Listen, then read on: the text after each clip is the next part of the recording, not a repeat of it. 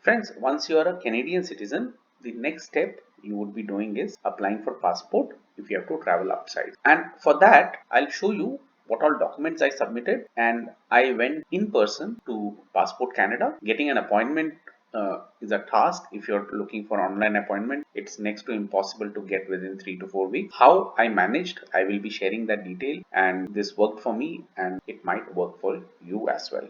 So do watch the video till the end. Okay, to start with, for the passport application, you need a 3-page application form. I will show you where to download. You get an online copy which you can edit online, fill it up, save it and take a print. Or if you want a hard copy, you can get that from Canada Post. It's free of cost. You go to Canada Post counter and they will be able to help you with where that is. Okay, so you need this application form, as I said, online or offline, both you can choose, and it has to be signed within last 12 months, and the page one has a guarantor's certified signature. So you need a guarantor who is a Canadian citizen. So if you have a friend who is a Canadian citizen, they can be of help.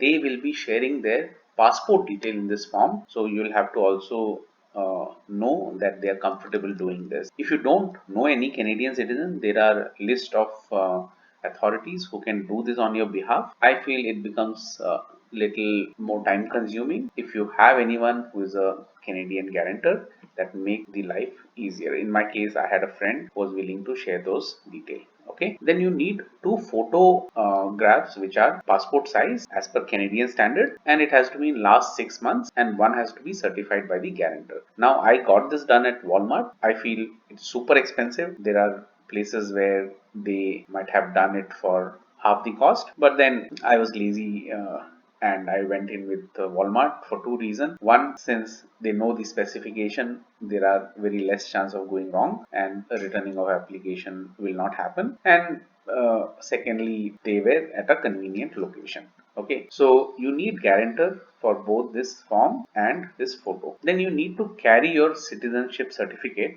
if you're going in person to Passport Canada. If you're sending it by mail, then you will have to send this original, which I was not comfortable, and if something gets lost in transit, then I have to follow a different process altogether. So I wanted to avoid. I'll tell you how I was able to get the appointment without going for an online booking. Then documents to support identity, original or copies. In case you're going in person, then only original is required. Like I carried only one document, driving license, which had my photo, my home address, signature. Okay, so these are the three requirements for which you need photo ID. If you don't have a driving license, say you have a health card, then you can complement with the provincial card where they give those address verification. There are some more documents you can attach. You can find this in the link which is in the description. Then any valid Canadian travel document. In my case, I did not have anything. And then there are fees, and this fee is for the normal process. If you're taking for 5-year validity, you pay $120. If it is for 10 years, you pay $160. So in my case, I went for the 10-year validity, and this is if you're applying from Canada. If you're applying from US, then this is the fee. This is for the normal category. Okay, then there are counselor fee. If you are applying from outside of Canada, you can go and read at your own time. And once you are at the counter, you can do payment in person. I paid through my credit card, Visa, MasterCard, American card. All of these work. Okay, so these are the requirement when you go to submit your passport. Now coming to where to download this form. Once you enter application Canada Passport Adult and enter, you will come to this page. Okay, this is the official Canada website, the Canada government website, and this is the adult general passport application. So you can go and download this application form, which is in PDF. Once it is downloaded and you open it, so this is the form. Once it is opened, this is how it looks. Okay, it's 8 page. The first 3 page has to be filled. Remaining are instructions which we will see as we go.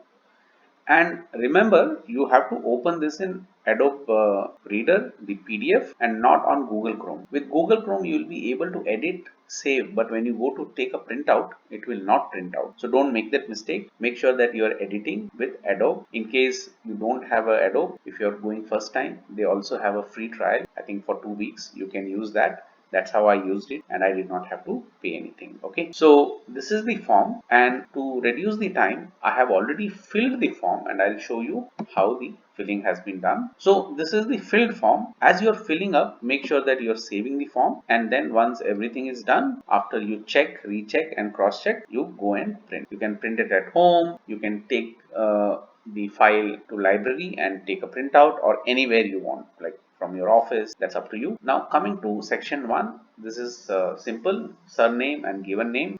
No one better than you know this. Make sure the spellings are correct. Okay, whatever you make an entry and save, this digital version is going to get that. So when you go to the counter, it will automatically transfer onto the computer system. If you're filling it by hand, then somebody has to do it manually. So this one thing you have to remember. Then if you have any former name that comes here, this is mother's surname at birth, not name but surname. Okay, remember to fill the surname only. Then place of birth, country, and province and territory. In case if it is not Canada, this will not show up. So that's how it is. Okay, let's come to date of birth. This is the format it has to be filled. Then coming to sex, you choose the sex between all three options you have. Natural eye color, whatever your natural eye color is, you enter that. Height, here I have written in centimeter. In case you want to write in inch, you can write in inch. Then your current home address, that is the street number, street name, apartment number, city, province,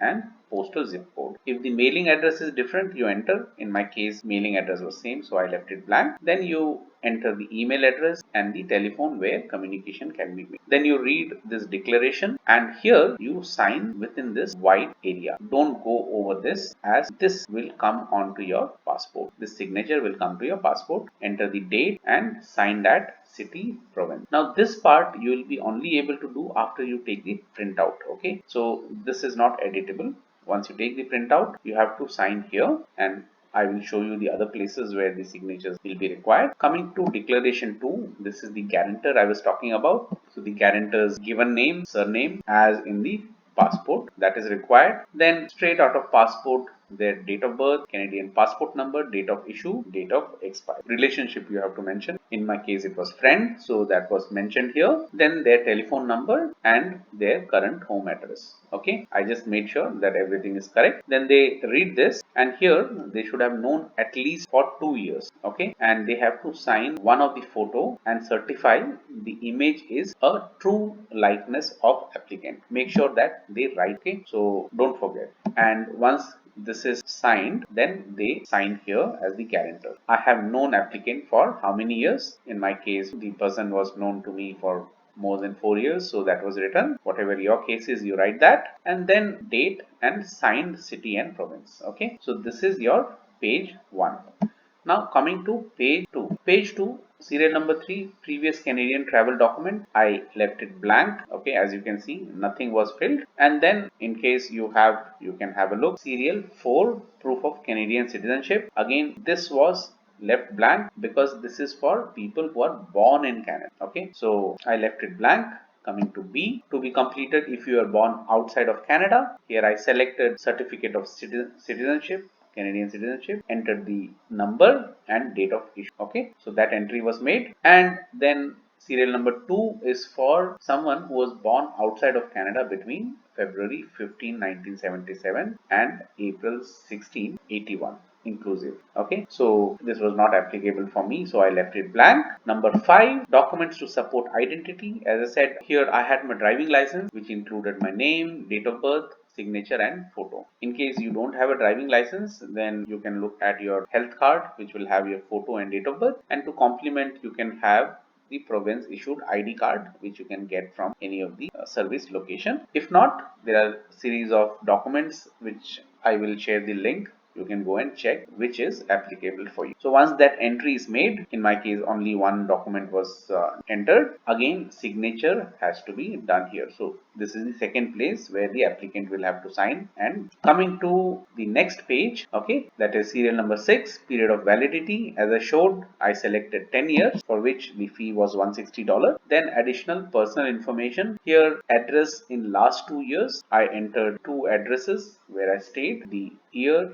month, year, month, year, month, and just made sure that the entry is correct. Okay, so once this was done, coming to B, here last 2 years, within that period, what was your occupation? So whatever it is, you choose that. I was employed, I was unemployed, whatever it is, you choose that and you make an entry. In case you're self-employed, you write self-employed, give your address, phone number, what is your field, then the date from which to. Okay, make sure these entries are correct. Don't leave any gap. If you were unemployed, make sure you write unemployed and make the entry for the date when you are unemployed. That is one thing you can look at. Coming to references, here you would require two references and they will have to give their name, surname. You have to mention the relationship, address, make sure these are entered correctly, and they're informed that they will be your references because they will have to share their telephone number and the email address in case IRCC wants to contact them. So for both these entries were made.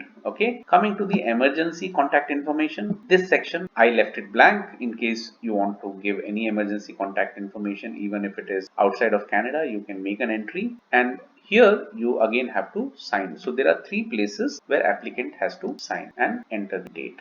Okay, so once this is done, your application is now ready. In case you want to go and read instruction on how to fill the application, you have page 4.8, okay, as a guiding document. You can go and refer that. You have been given the specification of photo.